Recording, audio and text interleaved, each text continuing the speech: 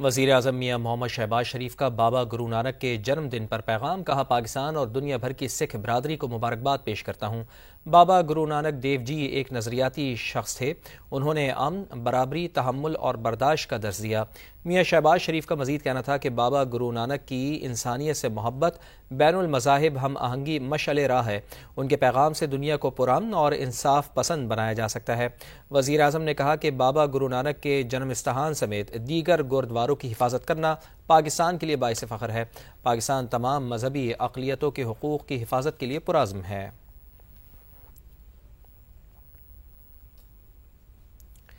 پنجاب میں feed mills پر گندم استعمال کرنے پر عائد دفعہ 144 کے نفاذ میں توسیع کر دی گئی ہے۔ مرغیوں کے دانے میں گندم استعمال کرنے پر پابندی میں 30 روز کی توسیع کی گئی ہے۔ مزید جان لیتے ہیں، سماج نمائندے عثمان علیم ہمارے ساتھ موجود ہیں۔ جی عثمان، بتائیے اس توسیع سے متعلق۔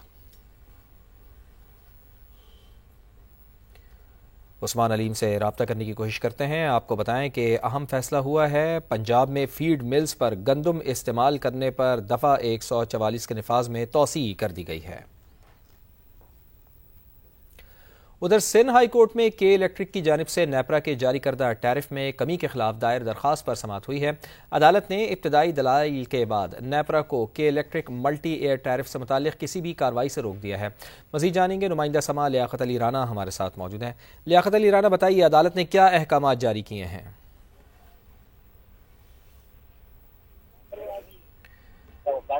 لیاقت علی رانا سے رابطہ کرنے کی کوشش کرتے ہیں۔ آپ کو بتائیں کہ سندھ ہائی کورٹ میں کے الیکٹرک کی جانب سے نیپرا کے جاری کردہ ٹیرف میں کمی کے خلاف دائر درخواست پر سماعت۔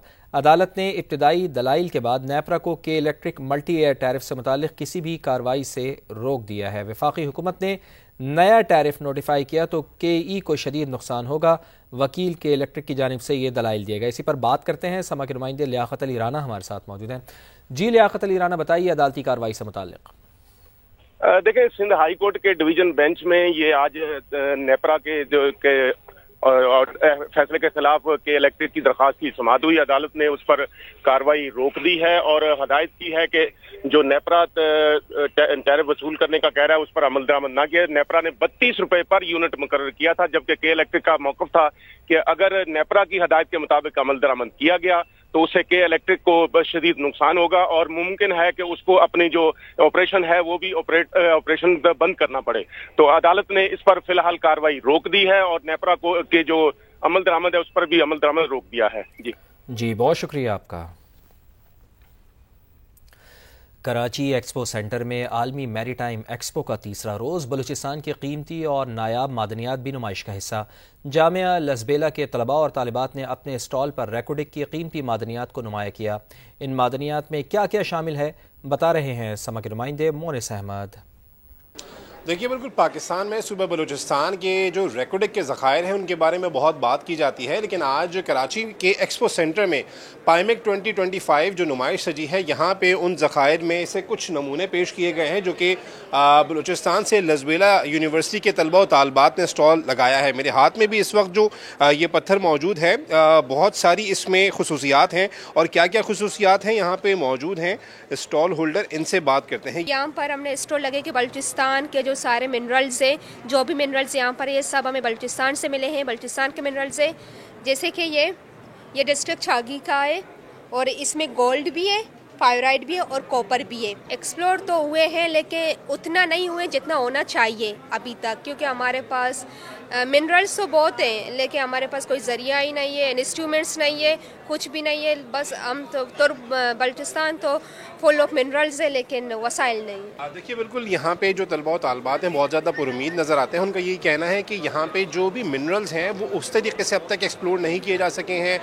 سینکڑوں ٹن کے ذخائر موجود ہیں، جس میں نہ صرف گولڈ ہے، کاپر ہے، بلکہ اور بھی دیگر اہم ترین جو ہیں معدنیات موجود ہیں، اور یہ بہت پر امید ہے کہ نہ صرف اس نمائش سے ان کو فائدہ ہوگا بلکہ دنیا بھر میں پاکستان ان معدنیات کے ایکسپورٹ کے ذریعے اچھا خاصا زر مبادلہ بھی کما سکے گا۔ جی مونس، بہت شکریہ آپ کا، آپ ہمیں آگاہ کر رہے تھے۔ ادھر کراچی چڑیا گھر کی مادہ ریچھ رانوں کو اسلام آباد منتقل کر دیا گیا ہے۔ منتقلی کے لیے خصوصی انتظامات کیے گئے ہیں۔ رانوں کو فیصل بیس کراچی سے پاک فضائیہ کے خصوصی طیارے C-130 کے ذریعے اسلام آباد پہنچایا گیا۔ ریچھ کو خصوصی پنجرے میں بٹھا کر طیارے میں اپلوڈ کیا گیا۔ روانگی سے قبل ایک اعلیٰ سطح اجلاس میں رانوں کے ٹریننگ رسپانس، فزیکل اور مینٹل ہیلتھ فٹنس کا تفصیلی جائزہ لیا گیا۔ حکام کے مطابق رانو ریچ کو اسلام آباد کے بحالی مرکز میں رکھا جائے گا۔ دوسرے مرحلے میں رانو کو وزارت ماحولیاتی تبدیلی کے تعاون سے گلگت بلتستان کے قدرتی ماحول میں منتقل کیا جائے گا تاکہ اسے قدرتی مسکن میں بہتر زندگی فراہم کی جا سکے۔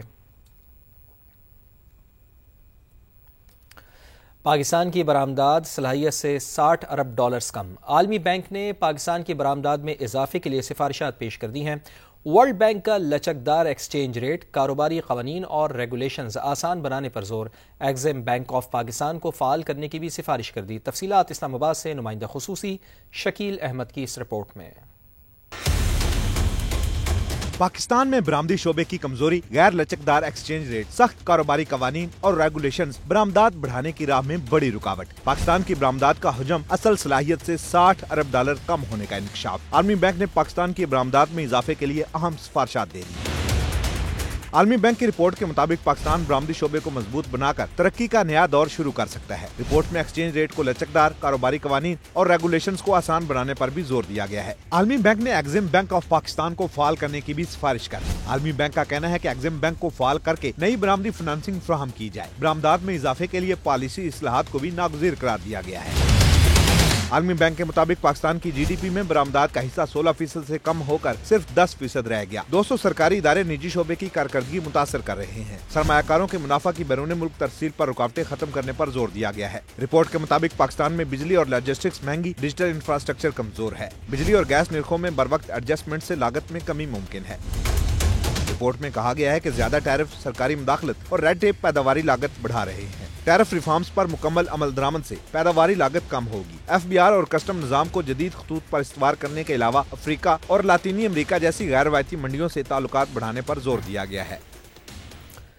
صدر مملکت آصف علی زرداری کی دوحہ میں ورلڈ سمٹ برائے سماجی ترقی کی سائیڈ لائن پر عالمی رہنماؤں سے اہم ملاقاتیں۔ سیکرٹری جنرل اقوام متحدہ اینٹونیو گوتریس سے ملاقات میں صدر مملکت کا تنازع کشمیر کے منصفانہ حل اور اقوام متحدہ کی قراردادوں پر عمل درآمد یقینی بنانے پر زور۔ خود مختار فلسطینی ریاست کے قیام کا مطالبہ بھی دہرا دیا۔ عراق اور تاجکستان کے صدور سے بھی الگ الگ بیٹھک لگی۔ باہمی تعلقات مضبوط تر بنانے کے عزم کا اعادہ کیا گیا۔ قطری وزیر اعظم کو پاکستان اسٹاک ایکسچینج میں سرمایہ کاری بڑھانے کی دعوت دی۔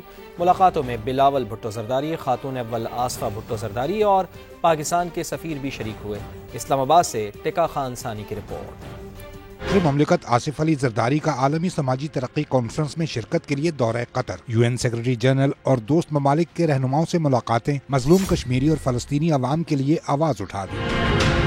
صدر مملکت نے سیکرٹری جنرل اقوام متحدہ اینٹونیو گوتریس سے ملاقات میں تنازع کشمیر کے منصفانہ حل اور یو این قراردادوں پر عمل درآمد پر زور دیا۔ یہ بھی کہا کہ فلسطینیوں کے حق خود ارادیت اور 1967 سے قبل کی سرحدوں پر خود مختار ریاست کا قیام ضروری ہے۔ سیکرٹری جنرل اقوام متحدہ نے عالمی امن کے لیے پاکستان کے کردار کو سراہا۔ دہشت گردی کے خلاف جنگ میں قربانیوں پر پاکستان سے اظہار یکجہتی۔ آصف علی زرداری اور عراقی ہم منصب عبداللطیف جمال رشید کے درمیان ملاقات میں دیرینہ برادرانہ تعلقات کے تمام پہلوؤں کا جائزہ لیا گیا۔ بزنس ٹو بزنس روابط اور ویزا سہولتوں میں اضافے پر بھی گفتگو۔ دو طرفہ تجارت اور سرمایہ کاری کے فروغ پر اتفاق۔ صدر مملکت نے پاکستانی زائرین کے لیے عراقی حکومت کے تعاون کو سراہا۔ تاجک ہم منصب امام علی سے بھی صدر زرداری کی ملاقات اسٹریٹجک پارٹنرشپ معاہدے کو دونوں ممالک کے تعلقات میں گہرائی کا مظہر قرار دیا۔ قطری وزیر اعظم و وزیر خارجہ شیخ محمد عبد الرحمان بن جاسم الثانی صدر پاکستان سے ملاقات کے لیے خصوصی طور پر ہوٹل پہنچے۔ شیخ محمد بن عبد الرحمان نے مئی کی پاک بھارت جنگ میں پاکستانی افواج کی بہادری کی تعریف کی۔ صدر مملکت نے قطر کو پاکستان میں خصوصاً اسٹاک ایکسچینج میں سرمایہ کاری کی دعوت دی۔